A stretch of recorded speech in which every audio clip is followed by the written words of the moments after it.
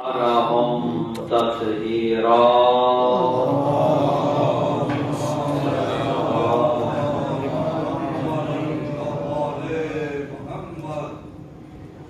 والرحمة على محبيهم ومواليهم واللعنة على أعدائهم من يوم عذابتهم إلى يوم الدين ومن يوم الدين إلى أبد الآبدين.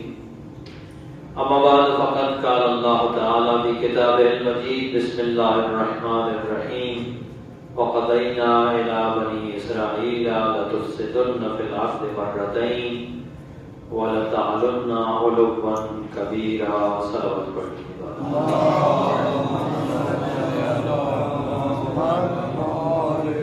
پروردگار عالم سے دعا ہے بار الہ ہمیں وہ بات کہنے کی توفیق دے جس میں تیری رضا ہو اور اس بات سے بچنے کی توفیق عطا فرما جس میں تیری ناراضگی کا خطرہ ہو. باراللہ ملت تشیع کو اتفاق و اتحاد عطا فرما. پروردگار عالم ملت مظلوم فلسطین کی مدد فرما. مظلومین پارا چنار کی مدد فرما. پروردگار عالم امام زمان کا جلد از جلد ظہور فرما. مظلوموں کی نصرت فرما. ظالموں کو نیست و نابود فرما. صلوات پڑھیں.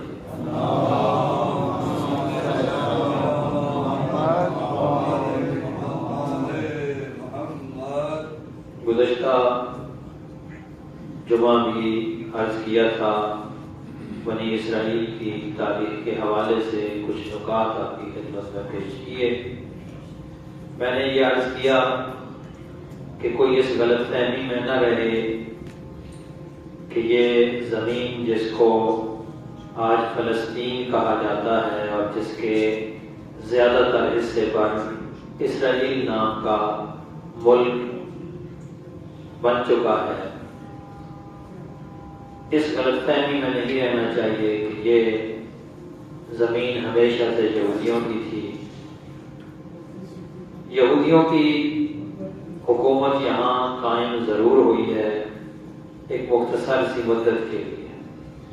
جب بنی اسرائیل یہاں وارد ہوئے تھے تو اس وقت بھی یہاں پہ مقامی قبائل آباد تھے. اس سرزمین کو سرزمین کنعان کہا جاتا تھا اور یہاں فلسطین قبائل آباد تھے. انہی کی وجہ سے اس سرزمین کو فلسطین کہا گیا. یہ قبائل بحیرہ روم کے مجموع الجزائر کریٹ سے ہجرت کر کے یہاں پہ آئے تھے.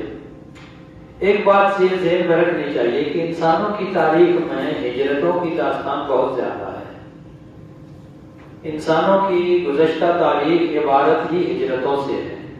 مختلف قبیلے، مختلف سماج ایک جگہ سے دوسری جگہ منتقل ہوتے رہے. اب ایک جگہ سے دوسری جگہ منتقل ہونے کا مطلب یہ نہیں ہے کہ جو پہلے سے وہاں پہ آباد ہیں ان کو وہاں سے نکال دیا جائے اور ان لوگوں کو سرے سے وہاں پہ رہنے کا حق ہی نہ دیا جائے. یہ ایک استعماری سوچ ہے کہ باہر سے جو لوگ آتے ہیں وہ وہاں پہ مقامی قبائل کو سرے سے بے دخل کر دیتے ہیں اور اس طرح کی کوشش جاری رہتی ہے. بنی اسرائیل نے بھی یہ کوشش کی تھی کہ وہ مقامی قبائل کو وہاں سے بے دخل کر دیں لیکن وہ اس میں کامیاب نہیں ہوئے. میں نے گزشتہ یہی عرض کرتا رہا ہوں چند دروس میں کہ بنی اسرائیل کے ساتھ ساتھ وہاں پہ دیگر قبائل بھی آباد رہے ہیں. یہ وہی سوچ ہے کہ جو بعد میں جب یورپین اقوام دنیا کے مختلف حصوں میں گئے تو انہوں نے بھی یہ کام کیا ہے. مثال کے طور پر جب یورپین اقوام امریکہ میں گئے، امریکہ کے دریافت ہونے کے بعد 1492 میں امریکہ دریافت ہوا تھا کرسٹوفر کولمبس کے ذریعے سے، تو اس وقت بھی وہاں پہ لوگ آباد تھے.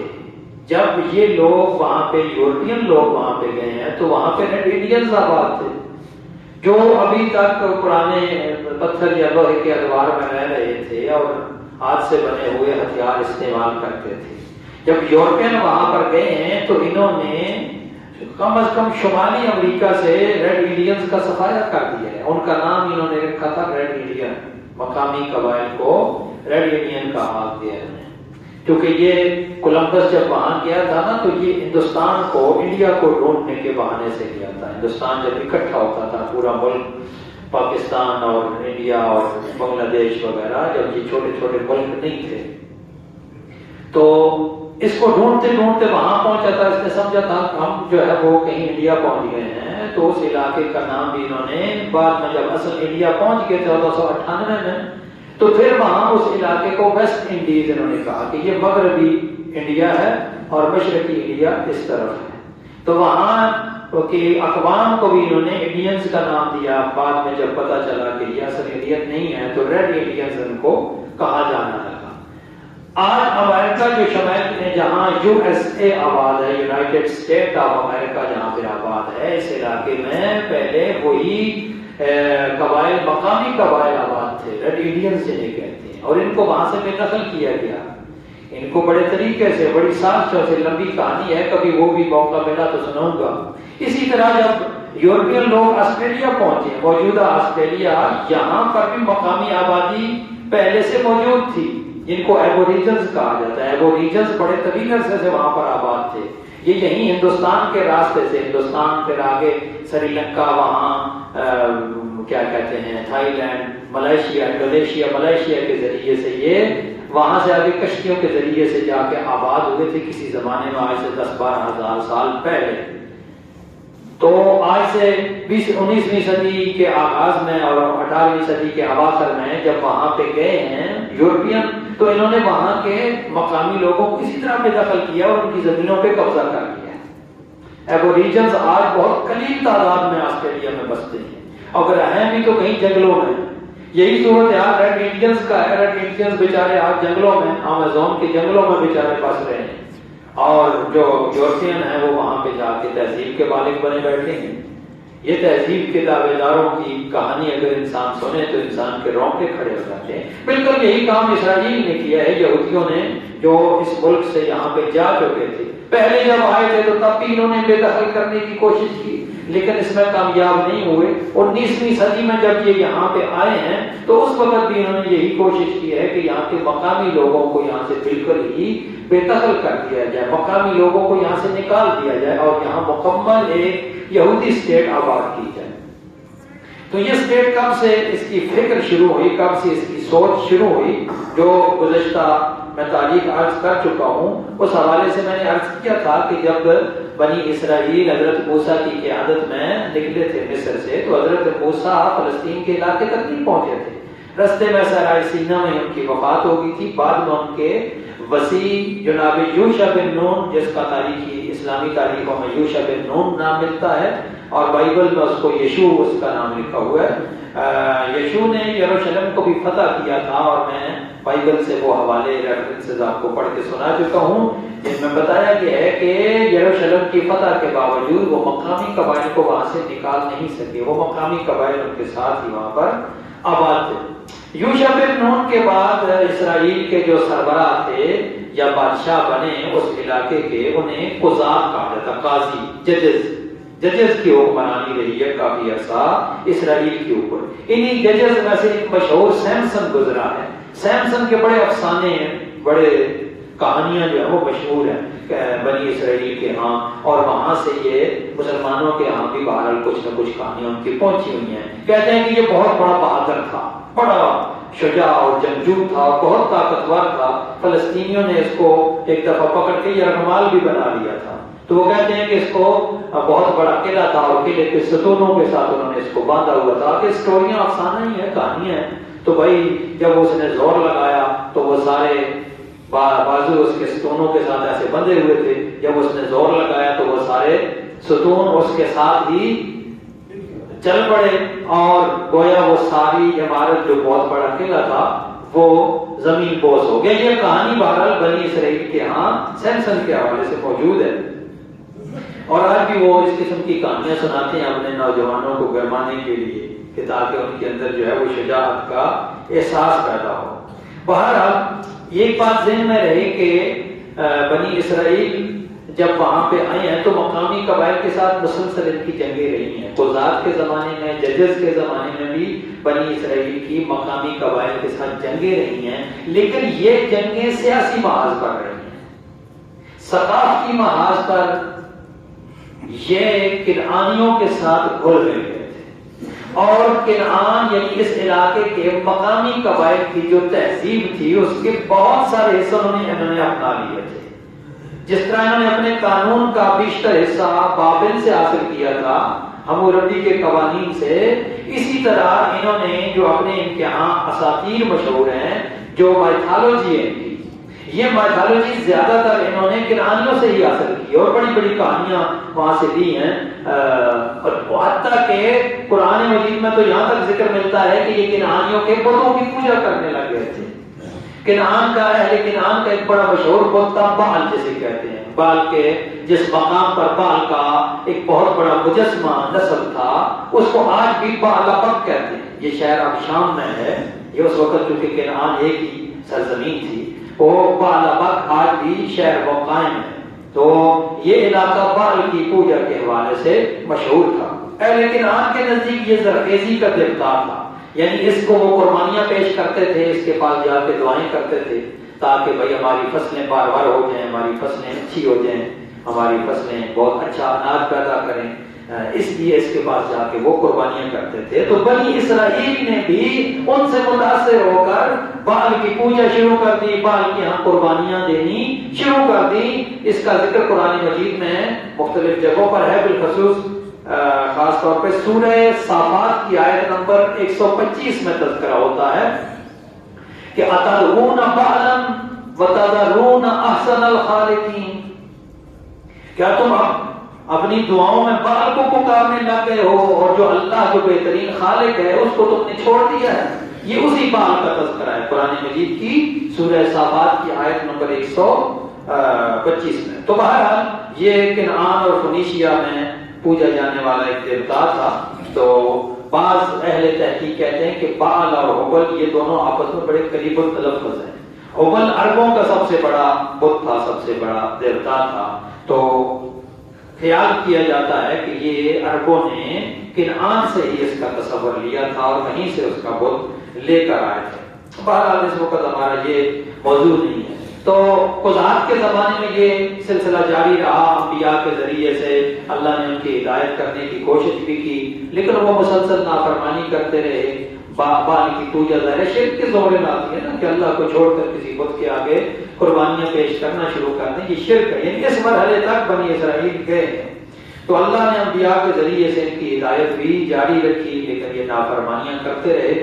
یہاں تک کہ حضرت داؤد کا زمانہ آیا. حضرت داؤد نے ان کو کافی حد تک منظم کیا اور ایک حکومت، مرکزی حکومت قائم کی. پہلی مرکزی حکومت حضرت داؤد کے زمانے میں قائم ہوئی ہے بنی اسرائیل کی.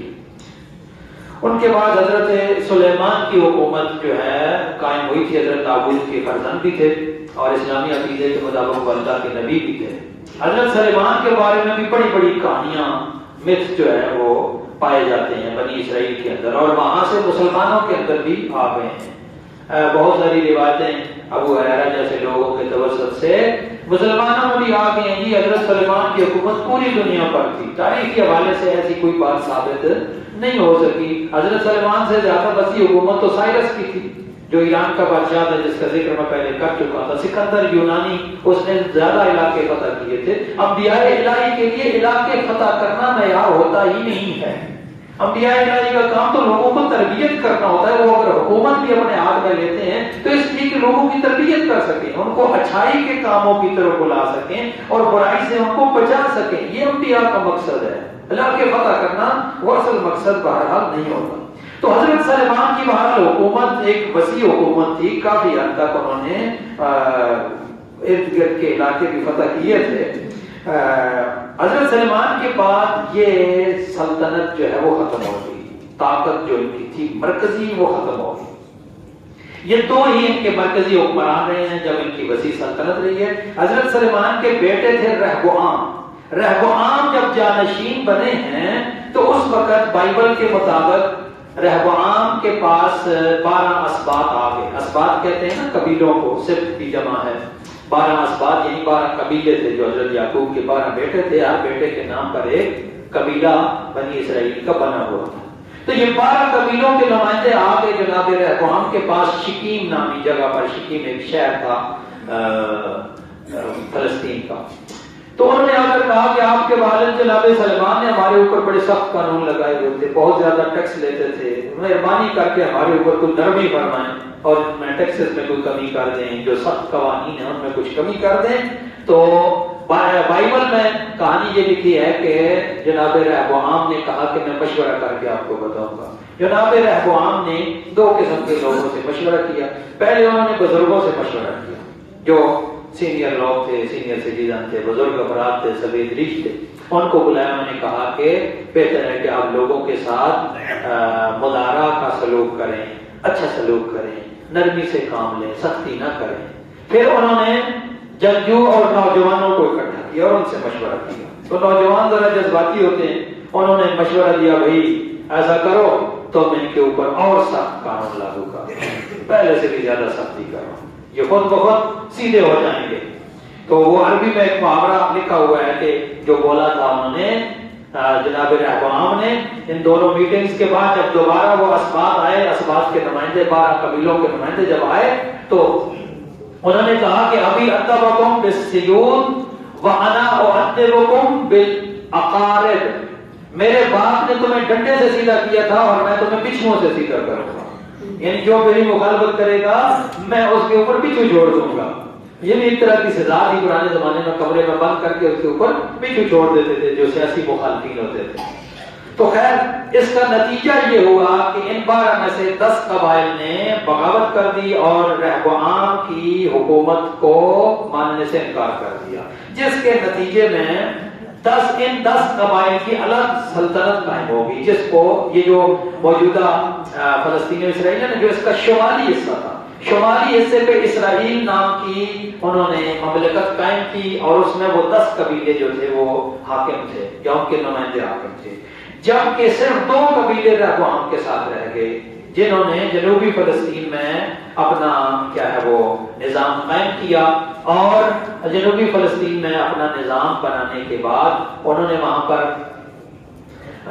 رہبوام کو اپنا حکمران چن لیا۔ پھر ان کے بعد 2 حکومتیں تاریخ میں قائم رہی ہیں، ایک کا نام یہودا یا یہودیہ تھا اور ایک کا نام اسرائیل تھا، یہاں تک کہ پھر یہ حکومتیں تباہ بھی ہوتی رہیں، جیسا کہ میں گزشتہ اس کی تاریخ عرض کر چکا ہوں، بارہا یہ تباہ ہوئی ہیں۔ 2 بڑی تباہیوں جن کا تذکرہ قرآن مجید میں بھی ہے وہ عرض کر چکا ہوں کہ ایک دفعہ اس کے نبوکدنصر نے جو بابل کا بادشاہ تھا اس نے ان کی سلطنت کو خاتمہ دیا تھا، اور ایک بار ٹائٹس نے جو رومی حکمران تھا اس نے ان کا حکومت خاتمہ کیا تھا۔ لیکن اس کے علاوہ بھی بارہا، اور بائبل کے اندر ان سارے حملوں کا تذکرہ موجود ہے جو اسرائیل کے اوپر ہوتے ہیں، کبھی رومی چڑھے آ رہے ہیں، کبھی مصری آ رہے ہیں، کبھی کیا ہے وہ فارس والے آ رہے ہیں، کبھی جب سکندر مقدونی جو تھا جب اس نے یہ علاقے فتح کیے تو یہ بھی فلسطین تک گیا ہے، اس نے بھی فلسطین میں اپنا وہ کیا ہے وہ قبضہ جمایا ہے، اور اس کی موت کے بعد وہاں پہ یونانیوں کی بھی حکمرانی رہی ہے۔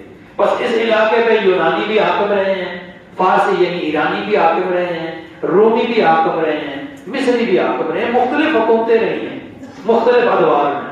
تو اس لیے یہ سمجھنا کہ یہ علاقہ صرف یہودیوں کے پاس تھا یہ ایک تاریخی غلط فہمی ہے، اور خاص طور پر جب 70 عیسوی میں ان کی آخری حکومت ختم ہوئی تو اس کے بعد یہ دنیا بھر میں بکھر گئے۔ 70 عیسوی سے لے کر 19ویں صدی کے اواخر تک یہودی مختلف علاقوں میں مختلف ملکوں میں جا کے بستے رہے ہیں، آباد ہوئے ہیں، اور ان علاقوں میں رہنے کے ساتھ ساتھ انہوں نے مختلف علاقوں کی تہذیبیں بھی اپنا لی، زبانیں بھی اپنا لی، لیکن اپنی مادری زبان نہیں بولے۔ عبرانی زبان ان کے ہاں جو ہے وہ موجود رہی ہے کافی حد تک، لیکن ایک پرابلم رہی ہے، یہودیوں کے ساتھ ایک مشکل بھی رہی ہے، یہ بھی ہمیں ماننا چاہیے۔ تاریخی حقائق اشارہ کرتے ہیں کہ مختلف علاقوں میں یہودیوں کے اوپر سختیاں بھی رہی ہیں، خاص طور پہ یورپ میں جب کلیسا کی، جب چرچ کی زیادہ حکومت تھی، جب پوپ جو ہے اس کے ہاتھ میں تمام اختیارات ہوتے تھے، اس زمانے میں یہودیوں کے اوپر بہت زیادہ سختی تھی۔ بالخصوص جب وہاں انکوائزیشن کا کام شروع ہوا، پوپ کی نگرانی میں انکوائزیشن کا ایک باقاعدہ محکمہ قائم ہوا تھا، اس انکوائزیشن کے محکمے کا کام بھی لوگوں کے عقائد کی تفتیش کرنا ہوتا تھا. انکوائزیشن کا ترجمہ ہی تفتیشی عقائد بنتا ہے. جس طرح آج تک پاکستان کے اندر یہ کام شروع ہو رہا ہے, یہی کام پہلے قوم کی رہنمائی میں اور اس کی قیادت میں کرسچین لوگ کر چکے ہیں اور اس تجربے میں وہ ناکام ہو گئے ہیں. تو ان کا کام کیا ہوتا تھا کہ جس کے اوپر کسی کے ساتھ کوئی دشمنی ہوتی تھی, ذاتی دشمنی بھی, الزام لگاتے تھے یہ یہودی ہے. یہودی کا الزام لگتے ہی انکوائزیشن کے اہلکار آتے اور بندے کو اٹھا کر لے جاتے تھے, یا اس کے اوپر الزام لگا دیتے یہ جادوگر ہے, کافر ہے. جادوگر, کافر اور یہودی تین بڑے الزام تھے اس زمانے میں, تاکہ اس ذریعے سے لوگوں کو گرفتار کیا جا سکے. وعلیکم السلام. اور ان کے اوپر مختلف قسم کا تشدد کیا جاتا تھا. مختلف علاقوں میں خیر ان کے اپنے کام بھی ایسے ہی رہے ہیں کہ جہاں بھی گئے ہیں وہاں کی تمدن کو انہوں نے صحیح معنوں میں قبول نہیں کیا, اور جس کی وجہ سے یہ مقامی طور پر نفرت کا بھی شکار رہے ہیں. لوگوں نے ان کے ساتھ کیا ہے, جب انہوں نے لوگوں سے یا سماج کو کہہ لیں جس سماج میں بھی پوری طرح جب منظم نہیں ہوئے تو نفرت کا شکار ہوئے, اور اس نفرت کا شکار ہونے کی وجہ سے ان کے اندر یہ خیال پیدا ہونا شروع ہوا کہ اب ہمیں ہمارا ایک کوئی مشترکہ وطن ہونا چاہیے. اچھا, چرچ کی یورپ میں جب چرچ کی حکومت ختم ہوئی, انقلاب رینیسانس کے بعد لبرلزم کا دور شروع ہوا, مذہبی آزادی کا دور شروع ہوا کہ ہر کسی کو کہا گیا کہ مذہب میں ہر بندہ آزاد ہے اپنی زندگی, ذاتی زندگی میں جو مذہب وہ بہتر سمجھتا ہے اس کے مطابق وہ عمل کرے. تو اس زمانے میں یہودیوں کے اندر بھی یہ خیال پیدا ہوا کہ اب ہمیں مقامی تہذیبوں میں ضم ہو جانا چاہیے. یہ ایک اچھا اشارہ تھا. اگر اس طرح ہو جاتا اور یہودی تمام ملکوں میں مقامی تہذیبوں کے اندر ضم ہو جاتے تو شاید یہ اسرائیل کی نوبت پیش نہ آتی. لیکن ہوا یہ کہ بعض ملکوں میں پھر بھی یہ فضا برقرار رہی. بالخصوص جرمنی کے اندر جرمن قبائل جو ہے وہ ان یہودی قبائل سے کافی حد تک نفرت رکھتے تھے. اس کو اینٹی سیمیٹزم کے نام سے آپ پڑھ سکتے ہیں, ڈھونڈ سکتے ہیں. ایک خاص قسم کا رجحان تھا کہ جس میں یہودیوں سے دوری اختیار کی جاتی تھی یا ان سے نفرت کی جاتی تھی. تو اسی دوران جرمنی کا ایک یہودی تھا موزیس ہیس. موزیس آپ کو پتا ہے کہ لیٹن زبانوں میں حضرت موسیٰ کا دوسرا کیا ہے وہ تلفظ ہے. عربی میں موسیٰ کہتے ہیں, عبرانی میں موشے کہتے ہیں, اور لیٹن زبانوں میں اس کو موزیس کہا گیا ہے. یعنی اس کا نام موسیٰ ہی تھا. موزیس ہیس اس کا نام تھا. اس نے ایک کتاب لکھی تھی روم اور یروشلم. اس کتاب میں پہلی مرتبہ یہودیوں کے وطن کی بات کی گئی. اس سے پہلے یہودیوں کے ایک وطن کی کوئی بات یا کوئی تذکرہ موجود نہیں تھا. یہ کتاب غالباً 1862 میں لکھی گئی ہے. اس سے پہلے یہ صورتحال جو ہے وہ نہیں تھی. یہ پہلی بار اس کے یہودی قوم کی بات کی گئی. لیکن چونکہ موزیس ہیس تھوڑا سا سوشلسٹ بھی تھا اور سوشلزم کی طرف اس کا رجحان بہت زیادہ تھا, اس کے لیے بھی اس نے کام کیا ہے لیبرز کے حوالے سے, اس لیے اس کی کتاب کو زیادہ پذیرائی نہیں مل سکی یہودیوں کے اندر, کیونکہ یہودیوں میں سرمایہ دارانہ رجحان زیادہ قوی تھا. اس کے بعد صہیونزم کی اس سیاسی تحریک کا جو باقاعدہ بانی سمجھا جاتا ہے, فادر آف زیونزم, وہ ہے تھیوڈور ہرزل. تھیوڈور ہرزل نے باقاعدہ اس کی پلاننگ کی کہ کس طریقے سے یہاں پر یہودیوں کو آباد کرنا چاہیے اور کس طریقے سے یہاں پر یہودی قوم پر ایک وطن ہونا چاہیے. اس نے تھیوری سازی کی ہے, پورے اس کے لیے پلاننگ کی ہے. اس کی مشہور زمانہ کتاب تھی اسٹیٹ آف جیوز, یعنی یہودیوں کا ملک. اس میں اس نے کہا تھا کہ فلسطین کے اندر ہمارا ملک ہونا چاہیے, کیونکہ ہم اس علاقے میں پہلے آباد رہے ہیں, یہاں ہماری حکومتیں نہیں ہیں اور یہاں ہمارے مقدس مقامات ہیں, لہذا اسی علاقے میں جا کر ہمیں اپنی دوبارہ حکومت بنانی چاہیے. اور اس نے یہودیوں کو مشورہ دیا تھا کہ یہودی مختلف علاقوں سے جائیں اور یہاں پر جا کے زمینیں خریدیں. یہ زمینوں کی خریداری کا مرحلہ اسی 19ویں صدی کے اواخر میں شروع ہو گیا تھا.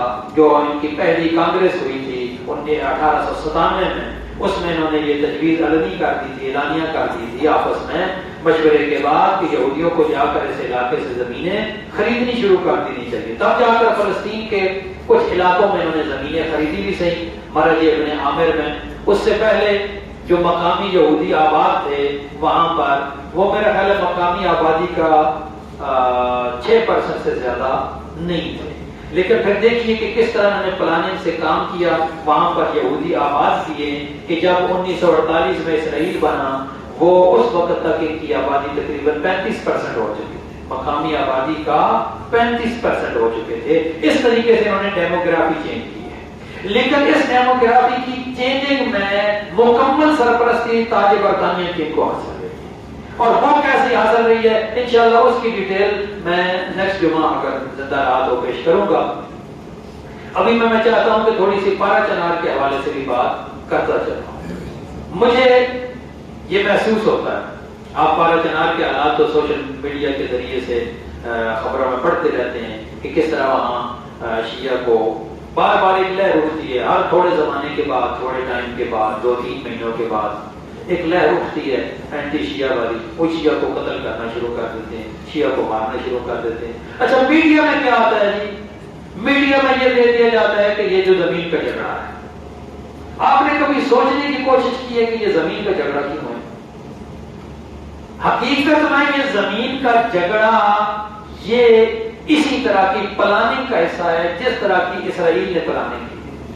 جیسے یہودیوں کو فلسطین کے اندر لا کر آباد کیا گیا ہے ایسے ہی قرون ایجنسی کے اندر اور خاص طور پر پارا چنار کے اندر ان لوگوں کو آباد کرنے کی کوشش کی جا رہی ہے کہ جو اسٹیٹ کی افغان پالیسی میں مددگار ثابت ہو سکے. اصل پالیسی یہ ہے, اصل مسائل یہ ہے. وہ آ کر وہاں پہ زمینوں پہ قبضے کر رہے ہیں اور یہ قبضے اسی لیے کر رہے ہیں کہ مستقبل میں ان کا پلان ہی یہی ہے کہ یہاں پہ باقاعدہ آبادی کا حصہ بن جائے وہ لوگ. اس لیے کہ آپ کو پتا ہے یہ قرون ایجنسی اس کی سرحد ملتی ہے افغانستان کے ساتھ.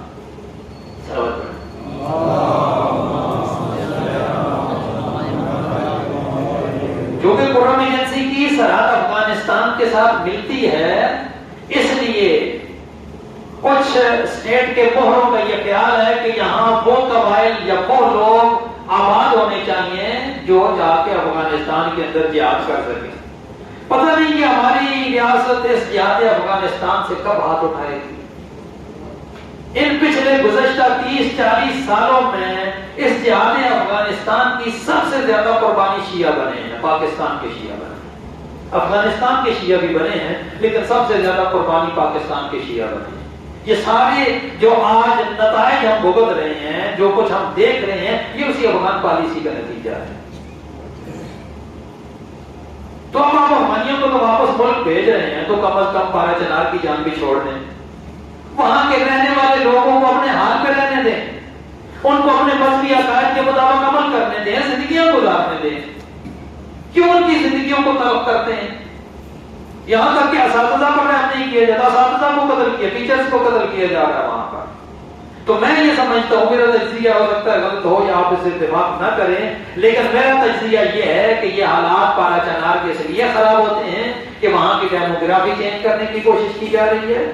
اور اس حوالے سے ہم اپنی حکومت کو متوجہ کرنا چاہتے ہیں کہ وہ ایسے لوگوں کی اور ایسے عناصر کی طرف سے ہوشیار رہیں. یہ پاکستان کے امن کو خراب کرنے کی سازش ہے. اب یہ نہ سمجھیں کہ صرف پارا چنار تک مسئلہ محدود رہے گا. یہ پارا چنار کا امن خراب ہوگا تو پورے پاکستان کا امن خراب ہوگا. تو پاکستان کے امن کو برقرار رکھنے کے لیے ضروری ہوتا ہے کہ پاکستان کے ہر خطے میں امن برقرار رہے. لہذا ہم حکومت سے ہمارا یہ پرزور مطالبہ ہے کہ پارا چنار کے حالات کو درست طریقے سے کنٹرول کیا جائے اور وہاں پہ جو دیگر لوگ آ کے آباد ہونے کی کوشش کر رہے ہیں ان کا راستہ روکا جائے, اور جو مقامی لوگ ہیں ان کی زمینوں پر قبضے کی بھی جو سازشیں ہو رہی ہیں ان سازشوں کا راستہ بھی روکا جائے. اگر واقعا حکومت یہ چاہتی ہے کہ وہ اس حوالے سے مخلص ہو کر کام کرے. بہرحال اس حوالے سے جب بھی ہمارے مرکزی رہنما اور قائدین اعلان کریں گے تو اس حوالے سے ہو سکتا ہے احتجاج کا بھی پلان بنانا پڑے, کیونکہ بسا اوقات معاملات صرف باتوں سے حل نہیں ہوتے, میدان عمل میں آنا پڑتا ہے. البتہ ہمارے احتجاج ہمیشہ پرامن رہے ہیں. ہم جب بھی احتجاج کرتے ہیں پرامن کرتے ہیں اور آئندہ بھی پرامن احتجاج کرتے رہیں گے. خداوند متعال سے یہ دعا ہے کہ پروردگار عالم ہمارے ملک کو امن و سلامتی کا گہوارہ بنائے. اس ملک کے ذمہ داروں کو ہدایت فرما کہ وہ ملک کے حالات کو درست رکھنے کی کوشش کریں. والسلام.